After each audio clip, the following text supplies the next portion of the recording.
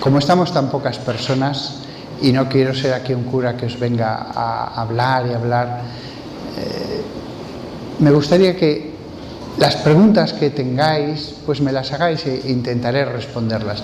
Seguro que hay muchos aquí que han pensado, hombre, me gustaría preguntar tal cosa. Pues ya que estamos hoy pocos, en familia, pues aprovechad. Como al principio a la gente le cuesta arrancar, Madeleine seguro que tiene preguntas, ¿eh? Y así cada uno va pensando que si yo pudiera hacer una pregunta sobre el tema que queráis, pues aprovechad. Empieza tú, Madeleine, que tienes menos vergüenza. Una pregunta sobre, que digas, mira, sobre esto me gustaría preguntar.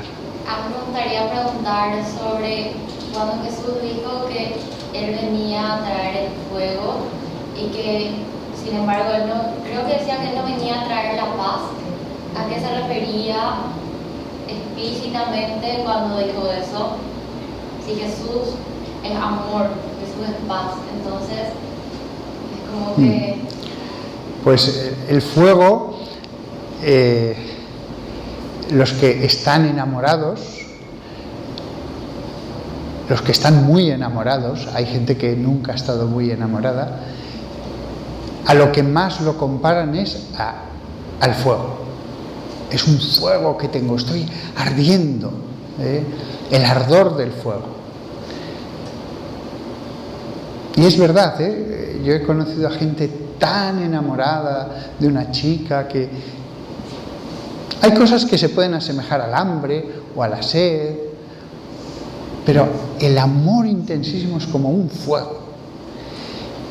Ese amor que Jesús quería traer al mundo es no un poquito de amor, es un fuego como el enamoramiento más grande. Pero desgraciadamente eso trae combate, problemas, persecución. Uno dice, bueno, pues yo amaré a Dios con todo mi corazón, no voy a hacer daño a nadie, al revés, voy a querer ayudarles y viviré feliz. Pues no. Por lo que sea, siempre el amor a Dios intensísimo trae persecución, problemas, guerra. Es así. Es algo del amor a Dios, Otras cosas no. Uno puede dedicarse con una pasión tremenda a la ornitología o a los libros y no pasa nada. Pero el amor a Dios, claro, el maligno existe y siembra. Y después los hombres carnales, los hombres de este mundo, nunca entienden lo otro, pero pasan a la acción, al ataque. Siguiente pregunta. Por favor. Tengo dos. Una es de la primera lectura, que dice que el salario del pecado es la muerte. Entonces ahí me remito a la pregunta de, ¿y entonces qué pasa con los ladrones? ¿Qué pasa con los que matan? Y la otra es... Respondo a esta pregunta y me haces la otra. Sí, cuando dice eso San Pablo, se refiere a los grandes pecados. Evidentemente, el pequeño pecado no conlleva necesariamente la muerte. La muerte del alma, y si tan grande es el pecado, hay pecados que conducen incluso a la muerte física. Pero claro, estos pecados ya tienen que ser mucho más grandes. Todo pecado grave de verdad, de los peores, siempre es un camino hacia la muerte física, no solo espiritual. Pero hablamos de los grandes pecados. Es claro el caso de la mafia. Quien a hierro mata, a hierro muere. La persona que de un modo cruel cometa pecados que afectan a muchas personas y muy mal, o el hombre que lleno de odio planea matar a su prójimo. Los otros pecados, imaginaos a alguien que simplemente roba y mucho y conducen ese tipo de pecados conducen a otros mayores, y esos a otros mayores, y los peores a la muerte. ¿Cuántas veces vemos que los hombres peores no gozan de una tranquila y agradable vejez, sino que, quién sabe por qué, mueren antes de tiempo? El Salmo dice, no llegan a la mitad de sus días, pero se refiere a los peores, a los peores. Pero es verdad, el hombre que ha atesorado una gran fortuna de un modo muy vil, no digo simplemente egoísta, sino vil, con sufrimiento de los otros, tantas veces no va a tener una larga vejez gozando de su fortuna. Y si es así, si el hombre verdaderamente malvado tiene una larga vida, la justicia de Dios existe, aunque no la veamos. Pero incluso en la tierra, aunque tenga una larga vida, pero Él sabe sus sufrimientos. Pero es cierto, el pecado conduce a la muerte. Todo pecado nos va llevando a un camino que es de muerte espiritual. Mientras que el bien, Dios, el camino de la luz que nos enseña Dios en su palabra, nos lleva a la vida espiritual, pero muchas veces a la vida física también. La vida en los mandamientos de Dios, en su frugalidad, en su orden, muchas veces conllevan una larga vida, conllevan la salud. Hay gente buenísima que se muere pronto, también. Lo mismo que he dicho para el mal, vale para el bien. Gente muy mala puede hacerse muy anciana, gente muy buena puede morir joven. Pero la virtud, con lo que eso lleva en la comida, en el beber, en todas las cosas de la vida, lleva a la salud, a la vida. El pecado conlleva los vicios, y los vicios llevan a la muerte. Hay muchas excepciones, pero me acuerdo ahora de una famosa actriz en España, se murió muy joven. Bueno, pues yo no la juzgo, pero si ella no hubiera llevado ese camino que le llevó a la droga, pues probablemente ahora estaría viva. Y conozco a alguno que llevó un camino de mal, se arrepintió, y él mismo lo diría, si Dios no me rescata, ahora estaría muerto ya. Yo creo que así se debe entender. ¿Y la segunda pregunta? La segunda es, hablo a continuación de lo que decía la señora, y es muy amplio también, en el sentido de que el padre estará contra el hijo y la hija contra la madre y viceversa. Sí, cuando uno tiene una conversión y dice, voy a dedicar todos los días un rato a la oración, voy a ir a la iglesia y estaré adorando al Santísimo. Yo eso lo he visto en mi parroquia. Me llevaba muy bien con el marido y la esposa, y podría citar muchos más casos, pero me acuerdo de una familia. Me querían los dos muchísimo, recién mudados a mi parroquia, me invitaban a comer. Pero unos años después el marido tuvo una conversión tremenda. Durante varios años iban a misa los domingos.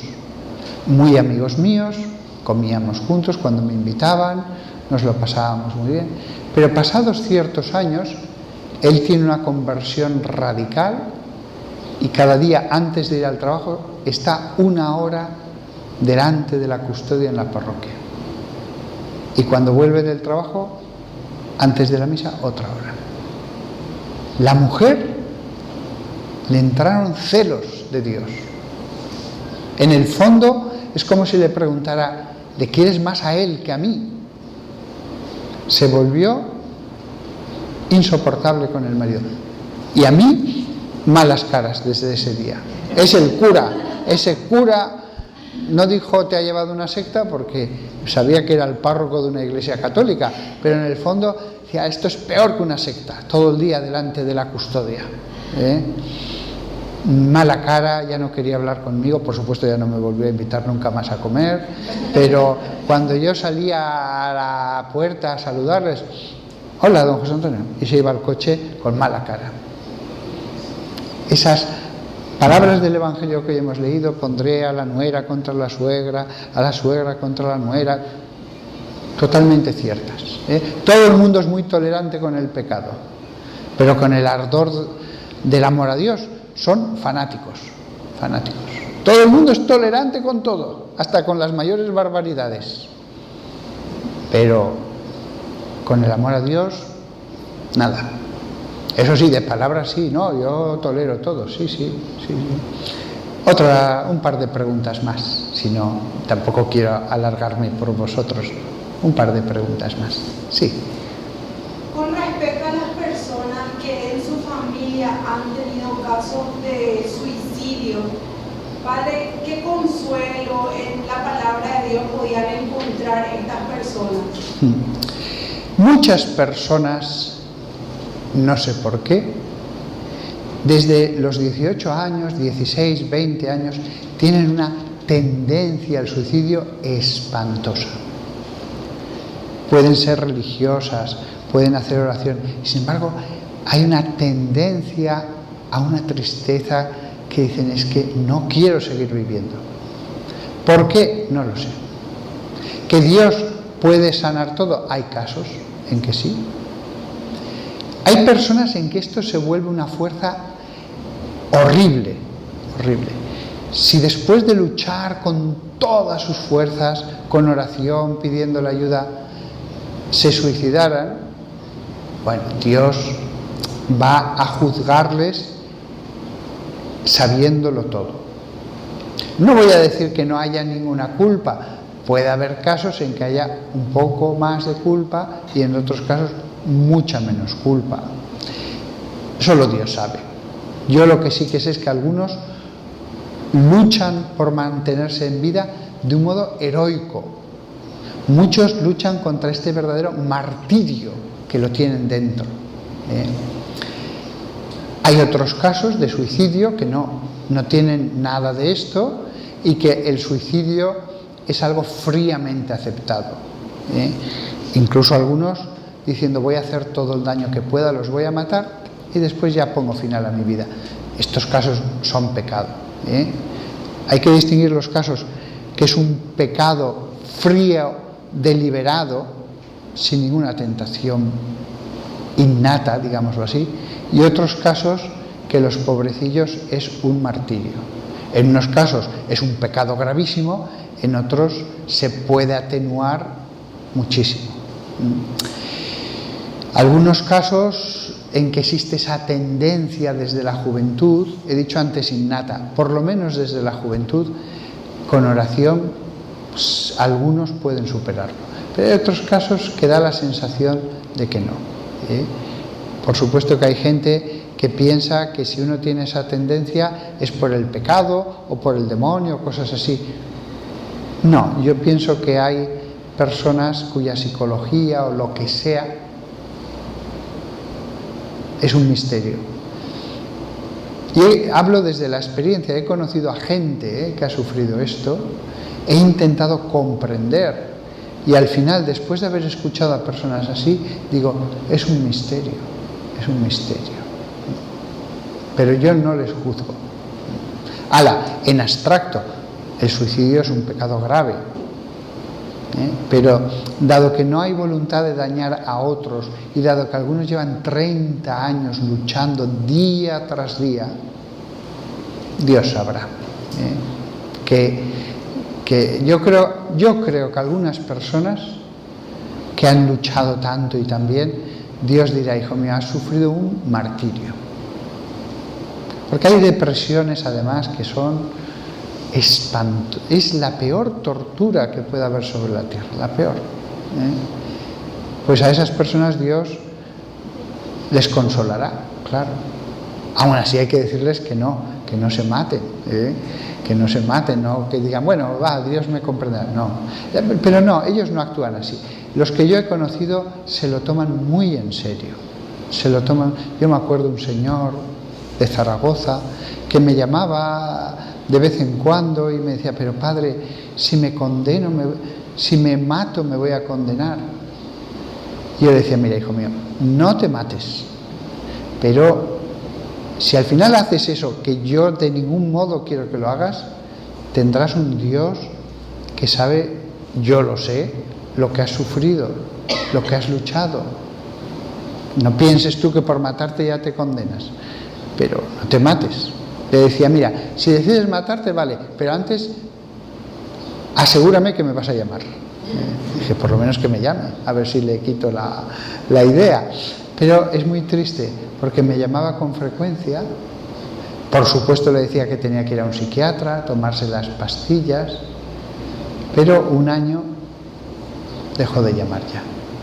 Y cuando yo le llamé, ya no había nadie en esa línea. Una última pregunta, o dos más si queréis, cortitas. Sí, mi pregunta principal es, ¿por qué razón tenemos, a veces, no todas las personas, pero algunas, tienen la premonición o visión de que una persona o un familiar tuyo ya va a partir de este mundo? No solamente una me pasó, sino de dos personas principalmente me ha pasado. Y solamente a mí se me presenta. Somos no solo cuerpo, células, órganos, somos también espíritu. Tenemos cuerpo como los animales, pero tenemos espíritu como los ángeles. Y ese espíritu, a veces, algunos tienen un don de Dios y Dios les concede ver alguna cosa. Eso que me dices es muy pequeñito, otros tienen un don mucho más grande y los profetas son oráculos de Dios. Pero eso demuestra que no somos solo estómago, exófago, intestinos, bazo. Si fuéramos solamente eso, comer, beber, reproducirnos, dormir, el instinto. Pero vamos más allá, hacemos cosas que son imposibles al cuerpo o al órgano que es el cerebro. Con lo cual, esas cosas cuando suceden, y suceden, son la prueba. Puede ser una prueba pequeñita, pero es la prueba. Esto es como en los juicios. Mire, es un pequeño detalle, pero es la prueba de que usted fue el asesino. Usted nos asegura que nunca estuvo aquí, nunca. Pero aquí hay ADN suyo en el lugar del crimen. O puso su huella sobre la sangre y quedó marcadas las huellas dactilares. Es una cosa muy pequeñita, pero sabemos que usted hizo eso. Que usted estuvo aquí contra lo que dice. Y una prueba, ojo, prueba, no un indicio, basta para condenar a alguien. En este caso, esto que me dices es la prueba de que somos más que un mero cuerpo. Muchos intentan reducir al ser humano a lo animal. No. Esta es la prueba. Es un don de Dios. O se tiene o no se tiene. Tampoco uno lo puede provocar. Viene cuando viene. Pero sí, esto lo he oído de muchas personas. Sobre todo, yo supe que tal familiar mío se iba a morir. Sobre todo en sueños. Otros tienen intuiciones. Otras personas de más vida espiritual tienen locuciones o visiones. Y los grandes profetas eran una maravilla porque Dios los usaba ya como servidores suyos, como oráculos, es decir, Dios hablaba a través de ellos. Están los profetas cuyos textos han quedado en la Biblia, pero en la Biblia se dice que hubo más profetas, no solo aquellos que tienen un libro, como Habacuc o Amós. También hubo profetas en el Nuevo Testamento, no solo apóstoles, hubo profetas. En Hechos de los Apóstoles, por ejemplo, se habla de ellos, de varios, y se dijo que habría profetas en el pueblo de Dios que vendría con el Mesías. Y sí, los ha habido santos que han dicho lo que iba a suceder en el futuro, a veces con un detalle impresionante. Una última pregunta y seguimos con la misa.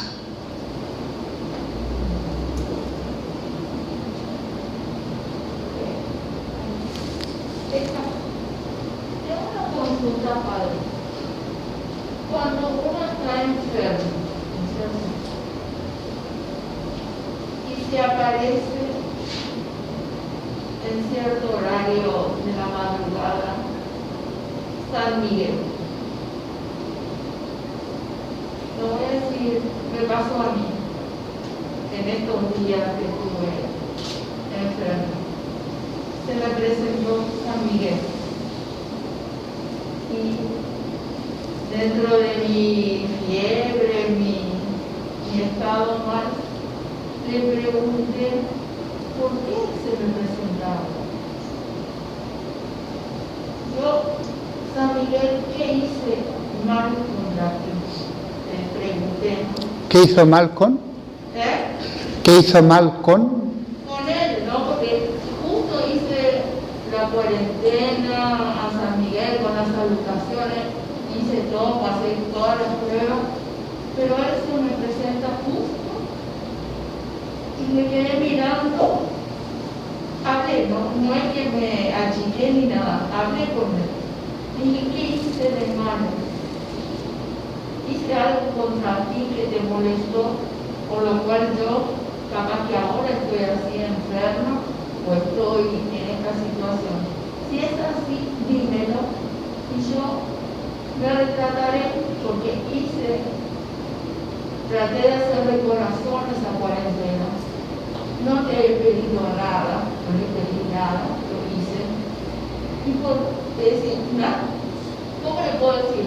En ese momento yo me sentí, yo estaba despierta, yo estaba hablando sola con él, en la cama, pero acá de frente se me vino. Vale. Bueno, cuando una persona dice que se le ha aparecido un ángel o un santo o ha recibido una voz de Dios diciéndole algo, siempre mi consejo es, si eso se repite, buscar un buen sacerdote que sirva de director espiritual. El sacerdote acabará discerniendo, acabará viendo si es razonable pensar que es verdad o si no, y él le ayudará.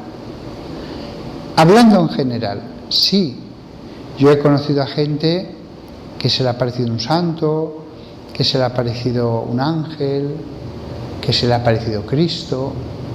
Me acuerdo un día, estaba rezando el breviario por la calle delante de mi parroquia, un lugar muy tranquilo, no pasaba nadie, y de pronto una madre y una hija iban por allí y se animaron a decírmelo.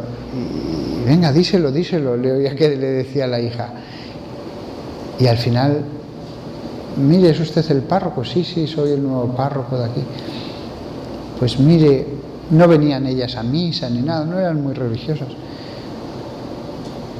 Pues mire, tenemos un crucifijo en nuestra casa, al día siguiente me lo enseñaron, de escayola, muy barato y muy poco bonito. Pero es que los viernes, a tal hora, de la zona de los ojos empieza a caer sangre. Y ahí estaba la madre y la hija. Y efectivamente, el crucifijo, aunque lo habían limpiado, tenía las manchas. ¿Qué es esto? ¿Qué significa esto? No estaban locas. Madre e hija habían visto lo mismo y parecían muy razonables. Y le dije, pues mire, esto está clarísimo. El sufrimiento de Jesús por salvarles a ustedes y a todos. Es algo que a lo mejor vosotros, que sois más religiosos, lo veis clarísimo, pero ellas que ni iban a misa desde el día de la primera comunión, tenemos aquí este crucifijo y se pone a llorar sangre. ¿Qué nos quiere decir Dios? Hombre, algo ya barruntarían, pero necesitaron que alguien se lo dijera. Cosas suceden, Dios dice, estoy aquí. Tampoco tiene que decirlo todos los días, por eso hay fe, por eso tiene valor la fe. Sí, en el cielo ya no hay fe, en el cielo ya no hay fe, lo vemos. Es como decir, ¿tiene usted fe de que el sol está ahora mismo en este día tan soleado, está allí? No, lo veo, el sol lo veo, no tengo fe, lo veo. En el cielo no hay fe, pero aquí vale porque tenemos que fiarnos, porque tenemos que esforzarnos. Pero de vez en cuando Dios dice, estoy aquí. Y a veces envía un ángel, o un santo, o hace algo. ¿Cuántas personas me han contado intervenciones divinas? Después hay gente que dice, yo nunca ninguna. Bueno, ten fe. Dios sabe por qué se lo ha concedido a esta persona y a ti no. A lo mejor más adelante. Pero yo veo que la mayoría de los seres humanos siempre tienen algún momento que dicen, sí, Dios intervino. Allí vi la mano de Dios. Así que todos vosotros que estáis aquí podéis meditar y decir, pues sí, yo en tal momento vi la mano de Dios, indudablemente. Y a veces, si uno tuviera una visión, pasan los años y dice, bueno, pero a lo mejor ha sido mi subconsciente, a lo mejor ha sido una alucinación, hasta un ángel que viniera a vernos, podemos dudar. Me acuerdo de un sacerdote, muy buena persona, pero un poco humano, a pesar de lo bueno que era, que él y un grupo de 10 personas vieron cómo salía luz de un crucifijo que acababa de llegar a la parroquia. Lo pusieron y de pronto salió luz. Dijeron, pero ¿estáis viendo lo que yo veo? Todos lo vieron, hasta le hicieron una foto y sale luz. Pues con los años ya empezó a dudar. No sé qué sería aquello, no sé. Ya no veía claro que fuera una intervención de Dios.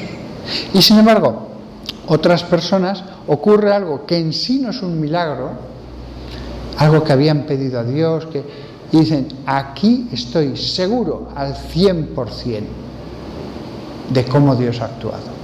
Lo creo más que si se me apareciera un ángel. Dios actúa en la vida de los hombres. Y a veces algo que no es un milagro lo ves con tanta claridad.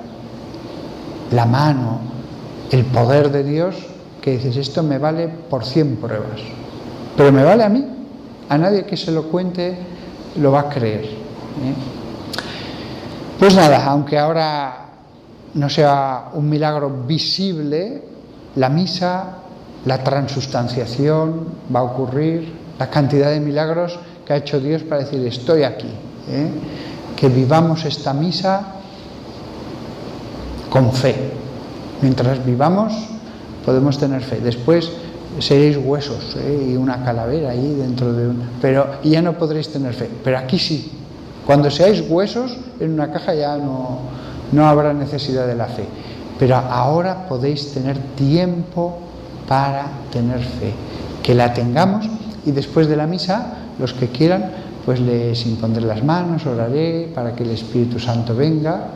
Y ya lo sabéis que hay muchos momentos en que se hace eso en un ambiente de adoración a Dios y las personas se ve la acción de Dios allí, patente. ¿Cuántas veces he visto como pataplón se caen hacia atrás? Es un modo que tiene Dios de decir, estoy aquí. Hablamos, pero con el poder de Dios. Y es una cosa pequeña lo del descanso en el Espíritu, pero es verdad, oras por alguien en medio de un grupo de la renovación carismática, ¿verdad? Y la persona se cae. Yo mismo lo he experimentado, yo no soy nada sugestionable, a veces invoco al Espíritu Santo, oro y lo noto que me empiezo a bambolear, digo, qué curioso, es muy poca cosa, pero sé que no soy yo, sé que es el poder de Dios. Pues sigamos con la misa sabiendo que lo que va a ocurrir aquí sobre el altar es lo más importante que tenemos que hacer en todo el día.